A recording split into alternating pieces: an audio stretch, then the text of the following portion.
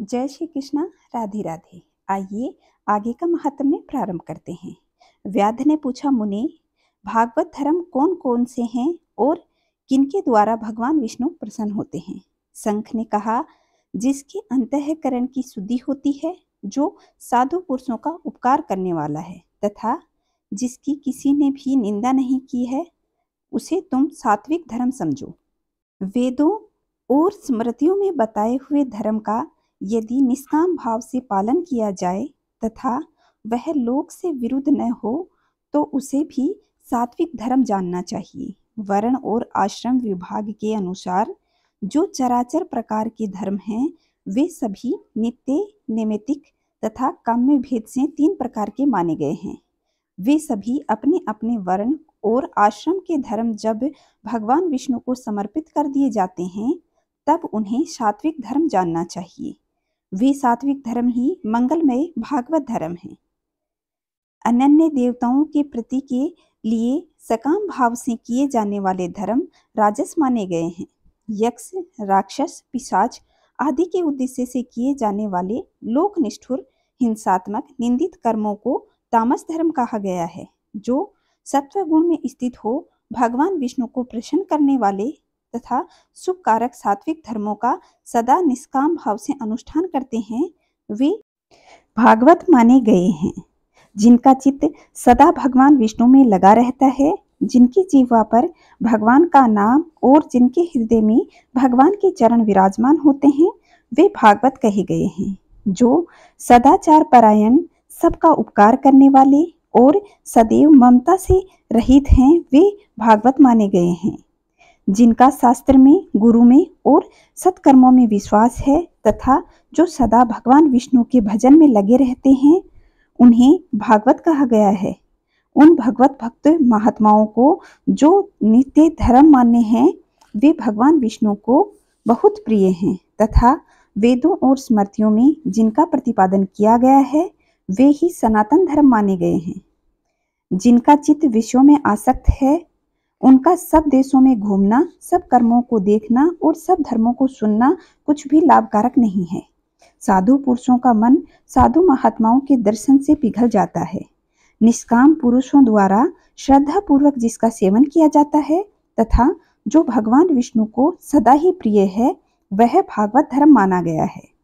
भगवान विष्णु ने क्षीर सागर में सबके हित की कामना से भगवती लक्ष्मी जी को दही से निकलने वाले मक्खन की भांति सब शास्त्रों के सारभूत वैशाख धर्म का उपदेश किया है।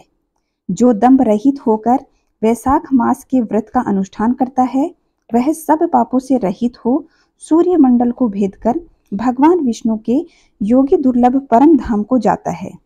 इस प्रकार द्विज श्रेष्ठ शंख के द्वारा भगवान विष्णु के प्रिय वैशाख मास के धर्मों का वर्णन होते समय वह 5 शाखाओं वाला वट वृक्ष तुरंत ही भूमि पर गिर पड़ा। उनके खोखले में एक विकराल अजगर रहता था। वह भी पाप योनि शरीर को त्याग कर तत्काल दिव्य स्वरूप हो मस्तक झुकाए शंख के सामने हाथ जोड़कर खड़ा हो गया। वैशाख मास के महात्म्य श्रवण से एक सर्प का उद्धार हुआ और वैशाख धर्म के पालन तथा राम नाम जप से व्याध का वाल्मीकि होना। आइए इस महात्म्य को सुनते हैं। श्रुतदेव कहते हैं, तदंतर व्याध सहित शंख मुनि ने विस्मित होकर पूछा कि तुम कौन हो और तुम्हें यह दशा कैसे प्राप्त हुई? सर्प ने कहा, पूर्व जन्म में मैं प्रयाग का एक ब्राह्मण था। मेरे पिता का नाम कुशिद मुनि और मेरा नाम रोचन था। मैं धनाढ्य अनेक पुत्रों का पिता और सदैव अभिमान से दूषित था। बैठे बैठे बहुत बकवाद किया करता था। बैठना, सोना, नींद लेना, मैथुन करना, जुआ खेलना, लोगों से बातें करना, सूद लेना, यही मेरा व्यापार था। लेकिन मैं लोक निंदा से डरकर नाम मात्र के लिए शुभ कर्म करता था, सो भी दंभ के साथ। मैं कर्मों में मेरी श्रद्धा कभी नहीं रखी। इस प्रकार दुष्ट और दुर्बुद्धि को कितने ही वर्ष बीत गए। तदंतर इसी वैशाख मास में जयंत नामक ब्राह्मण प्रयाग क्षेत्र में निवास करने वाले पुण्यात्मा द्विजों को वैशाख मास के धर्म सुनाने लगे। स्त्री, पुरुष, क्षत्रिय, वैश्य, शूद्र, सहस्त्रों श्रोता प्रातः काल स्नान करके अविनाशी भगवान विष्णु की पूजा के पश्चात प्रतिदिन जयंत की कही हुई कथा सुनते थे। वे भी पवित्र और मौन होकर उसी भगवत कथा के अनुरक्त रहते थे। एक दिन मैं भी कौतूहलवश देखने की इच्छा से श्रोताओं की उच्च कुंडली में जा बैठा। मेरे मस्तक पर पगड़ी बंधी हुई थी, इसलिए मैंने नमस्कार तक नहीं किया और संसारी वार्तालाप में अनुरक्त हो कथा में विघ्न डालने लगा। कभी मैं कपड़े फैलाता, कभी किसी की निंदा करता, कभी जोर से हंस पड़ता। जब तक कथा समाप्त हुई तब तक मैंने इसी प्रकार समय बिताया। तत्पश्चात दूसरे दिन सनिताप रोग से मेरी मृत्यु हो गई। मैं तपाए हुए शीशे के जल में भरे हुए हलाहल नरक में डाल दिया गया। 14 मनवंतरों तक मैंने वह यातना भोगी। उसके बाद 84 लाख योनियों में क्रमशः जन्म लेता हुआ और मरता हुआ मैं इस समय क्रूर तमोगुणी सर्प होकर इस वृक्ष के खोखले में निवास कर रहा था। मुने, सौभाग्यवश आपके मुखारविंद से निकली हुई अमृतमयी कथा को मैंने अपने दोनों नेत्रों से सुना। सर्प के कान नहीं होते, इसलिए वह नेत्रों से ही सुनता है, जिससे तत्काल मेरे सारे पाप नष्ट हो गए। मुनि श्रेष्ठ, मैं नहीं जानता कि आप किस जन्म के मेरे बंधु हैं, क्योंकि मैंने कभी किसी प्रकार का उपकार नहीं किया, तो भी मुझ पर आपकी कृपा हुई है। जिसका चित्त समान है, जो सब प्राणियों पर दया करने वाले साधु पुरुष हैं, उनमें परोपकार की स्वाभाविक प्रवृत्ति होती है। उनकी कभी किसी के प्रति विपरीत बुद्धि नहीं होती। आज आप मुझ पर कृपा कीजिए, जिससे मेरी बुद्धि धर्म में लग जाए। देवादिदेव भगवान विष्णु की मुझे कभी विस्मृति न हो और साधु चरित वाले महापुरुषों का सदा संग प्राप्त हो। जो लोग मद में अंधे हो रहे हैं, उनके लिए एकमात्र दरिद्रता ही उत्तम अंजन है। इस प्रकार नाना भांति की स्तुति करके रोचन ने बार बार शंख को प्रणाम किया और हाथ जोड़कर चुपचाप उनके आगे खड़ा हो गया। तब शंख ने कहा, ब्राह्मण, तुमने वैशाख मास और भगवान विष्णु का महात्म्य सुना है। इससे उसी क्षण तुम्हारे सारे बंधन नष्ट हो गए।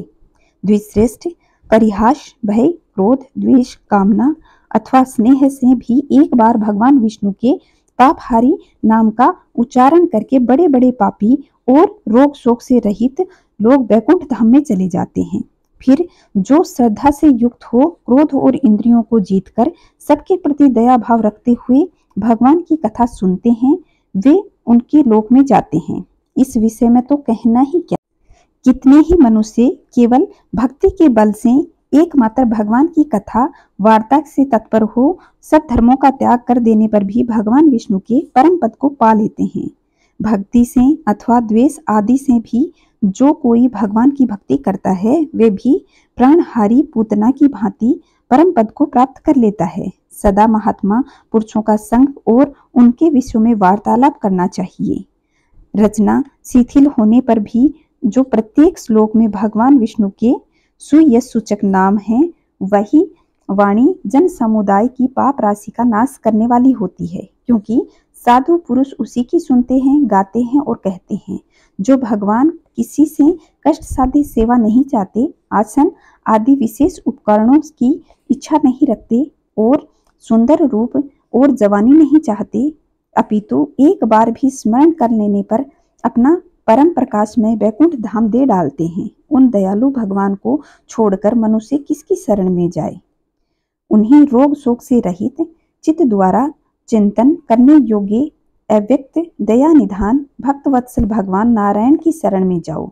महामते, वैशाख मास में कहे हुए इन सब धर्मों का पालन करो। इससे प्रसन्न होकर भगवान जगन्नाथ तुम्हारा कल्याण करेंगे। ऐसा कहकर शंख मुनि व्याध की ओर देखकर चुप हो गए। तब उस दिव्य पुरुष ने पुनः इस प्रकार कहा, मुने, मैं धन्य हूँ। आप जैसे दयालु महात्मा ने मुझ पर अनुग्रह किया। मेरी कुलक्षित योनि दूर हो गई और मैं परम गति को प्राप्त हो रहा हूँ। यह मेरे लिए सौभाग्य की बात है। यूं कहकर दिव्य पुरुष ने शंख मुनि को परिक्रमा की और उनकी आज्ञा लेकर वह दिव्य लोक को चला गया। तदंतर संध्या हो गई। व्याध ने शंख को अपनी सेवा से संतुष्ट किया और सायंकाल की संध्योपासना करके शेष रात्रि व्यतीत की। भगवान के लीला अवतारों की कथा वार्ता द्वारा रात व्यतीत करके शंख मुनि ब्रह्म मुहूर्त में उठे और दोनों पैर धोकर मनोभाव से तारक ब्रह्म का ध्यान करने लगी। तत्पश्चात शौच आदि क्रियाओं से निवृत्त होकर वैशाख मास में सूर्योदय से पहले स्नान किया और संध्या तर्पण आदि सब कर्म समाप्त करके उन्होंने हर्ष युक्त हृदय से व्याध को बुलाया। बुलाकर उसे राम इन 2 अक्षर वाले नाम का उपदेश दिया, जो वेदों में भी अधिक शुभकारक है। उपदेश देकर इस प्रकार कहा, भगवान विष्णु का एक एक नाम भी संपूर्ण वेदों से अधिक शक्तिशाली और महत्वशील है। ऐसे अनंत नामों से अधिक है भगवान विष्णु का सहस्त्र नाम। उस सहस्त्र नाम के समान राम नाम माना गया है। इसलिए व्याध तुम निरंतर राम नाम का जप करो और मृत्यु पर्यंत मेरे बताए हुए धर्मों का पालन करते रहो। इस धर्म के प्रभाव से तुम्हारा वाल्मीकि के रूप में दूसरा जन्म होगा और तुम इस पृथ्वी पर वाल्मीकि ऋषि के नाम से प्रसिद्ध हो जाओगे। व्याध को ऐसा उपदेश देकर मुनिवर शंख दक्षिण दिशा की ओर प्रस्थान करने लगे। व्याध भी शंख मुनि की परिक्रमा करके बार बार उनके चरणों में प्रणाम किया और जब तक वे दिखाई दिए तब तक उन्हीं की ओर देखता रहा। फिर उसने अति योग्य वैशाख धर्म का पालन किया। जंगली केथ, कटहल, जामुन और आम आदि फलों से राह चलने वाले थके मांदे पथिकों को वह भोजन कराता रहा।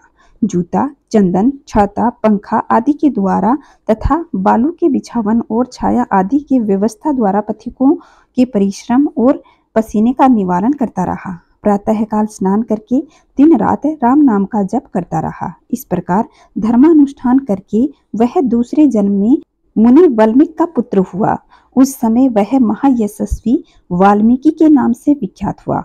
उन्हीं वाल्मीकि जी ने अपने मनोहर प्रबंध रचना द्वारा संसार में दिव्य राम कथा को प्रकाशित किया, जो समस्त कर्म बंधनों का उच्छेदन करने वाली है।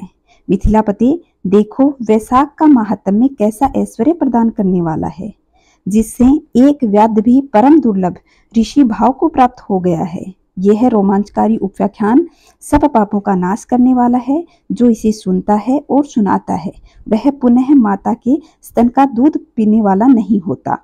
तो यह था आज का वैशाख महात्म्य। अगले अध्याय में जानेंगे। तब तक खुश रहें और कमेंट में जय श्री नारायण अवश्य लिखिएगा और धर्मों का अनुष्ठान करिए। आपसे जितना हो सके दान दक्षिणा आदि करते रहें। जय श्री कृष्णा, राधे राधे। आइए अब सुनते हैं एक सच्चे विष्णु भक्त की कथा।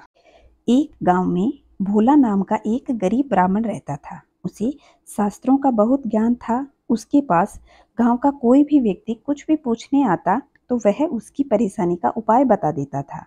एक दिन उसकी पत्नी सुधा ने कहा कि सुनो जी, आप सबको उपाय बताते रहते हो, यह सब लोगों को आप मूर्ख बनाते हो, इनमें कोई सच्चाई भी है? भोला बोला कि तुम मेरी पत्नी होकर मेरी शिक्षा पर प्रश्न चिन्ह लगा रही है, मेरी बातों को झूठा कह रही है, ये कभी झूठ नहीं हो सकती। तब सुधा बोली कि आप इतने उपाय जानते हो तो हमारी गरीबी दूर करने का कोई उपाय क्यों नहीं करते? तब भोला बोला कि अमीरी गरीबी की माया तो मेरे श्री हरि ही जाने, लेकिन एक बात है, उन्होंने आज तक हमें भूखा नहीं सोने दिया। सुधा ने कहा, एक दिन ऐसा भी आएगा, गांव का कोई भी व्यक्ति आपके पास नहीं आएगा और तब आपको भूखा ही सोना पड़ेगा। इस तरह भोला भगवान विष्णु की भक्ति में लीन होकर गुजर बसर करता रहा। तभी एक दिन एक पास के गांव का सेठ आया और उन्होंने कहा कि भोला, मेरे पास बहुत पैसा है लेकिन सुख भोगने के लिए संतान नहीं है। मेरा क्या कसूर है जो मुझे संतान का सुख प्राप्त नहीं हो रहा? भोला ने कहा, सेठ जी, आपके पिछले जन्म के कर्मों के कारण आपके घर में संतान नहीं हो रही। पिछले जन्म में आप एक शिकारी थे और आपने एक चिड़िया को मार दिया था। वह अपने बच्चों के लिए दाना लेने गई थी, जिससे उनके बच्चे भूख से तड़प तड़प कर मर गए। इसी कारण इस जन्म में आपको कोई संतान सुख प्राप्त नहीं हुआ। सेठ जी कहने लगे कि कोई उपाय तो होगा। भोला ने कहा, सेठ जी, जब आपके पाप कर्म समाप्त हो जाएंगे तो आपको यह सुख मिल जाएगा। इसके लिए आपको इंतजार ही करना होगा। सेठ जी ने कहा कि भोला, मैं तेरा घर धन से भर दूंगा, तू मेरे लिए संतान होने का कोई उपाय बता दे। यह सुनकर भोला को गुस्सा आ गया और उसने कहा कि तुम मुझे धन देकर खरीदना चाहते हो, चलो यहाँ से निकलो। उसके जाने के बाद सुधा ने कहा, जब सेठ इतना धन देने के लिए तैयार था तो तुम्हें क्या हो गया था? कोई उल्टा सीधा उपाय बता देते। भोला ने कहा कि मैं श्री हरि विष्णु का भक्त हूँ, झूठ नहीं बोलता और पाप की कमाई भी नहीं कर सकता। यदि तुम्हें मेरे साथ रहना है तो रहो, वरना तुम भी चली जाओ यहाँ से। यह सुनकर सुधा को गुस्सा तो बहुत आया, लेकिन वह कुछ नहीं बोली और चुपचाप अपने घर के कामों में लग गई। जिस दिन से वे सेठ जी गया था, उसने गांव वालों को कह दिया कि भोला के पास जाना बंद कर दो। वह तो पूरे गांव को झूठ बोलता है और मूर्ख बना करके पैसे ठगता है। ऐसी बातें सुनकर गांव के लोग भोला के विरोध करने लगे और कोई भी भोला के पास नहीं आता। कुछ समय बाद भोला और सुधा की भूखे मरने की नौबत आ गई। तब सुधा ने कहा कि मैंने तुम्हें कितना समझाया था, तुम भगवान विष्णु के चक्कर में पड़ रहे हो। अब हमें जिंदा ही नहीं रहेंगे तो भगवान विष्णु की पूजा कैसे करेंगे। कुछ समय बीत जाने के बाद दोनों से उठा भी नहीं जा रहा था। वे दोनों घर में लेटे हुए थे। सुधा ने कहा कि लगता है अब मरने का समय आ गया। तब भोला ने कहा, मुझे भी ऐसा ही लगता है कि भगवान से मिलने का समय आ गया। तू भी अपने आखिरी समय में भगवान श्री हरि का ध्यान कर ले। भोला और सुधा दोनों श्री हरि विष्णु का ध्यान करने लगते हैं। उसी समय भगवान विष्णु दर्शन देते हैं और उनके सामने प्रकट होते हैं। भोला ने कहा, भगवान, हमारे अंदर तो इतनी भी हिम्मत नहीं रही कि आपके चरणों में प्रणाम कर सके। अब तो आप हमें अपनी शरण में ले लीजिए। तब भगवान विष्णु ने कहा कि तुम मेरे अनन्य भक्त हो, बिना किसी लालच के मेरी भक्ति करते हो, इसी कारण तुम्हें इसी संसार में रहकर अभी धर्म की शिक्षा देनी है। तभी भगवान विष्णु की कृपा से भोला और सुधा दोनों पूर्ण रूप से ठीक हो गए और दोनों भगवान विष्णु का आशीर्वाद लेते हैं। भगवान विष्णु की कृपा से उनके घर में अन्न धन की कोई कमी नहीं रहती। आज से तुम मेरे केवल भक्त हो और मेरी भक्ति करना और धर्म के मार्ग पर चलना, धर्म की शिक्षा देना। इतना कहकर भगवान विष्णु अंतर्धान हो जाते हैं। तो दोस्तों, यह थी भगवान विष्णु और एक अनन्य भक्त की कथा। जय श्री कृष्णा। राधे राधे।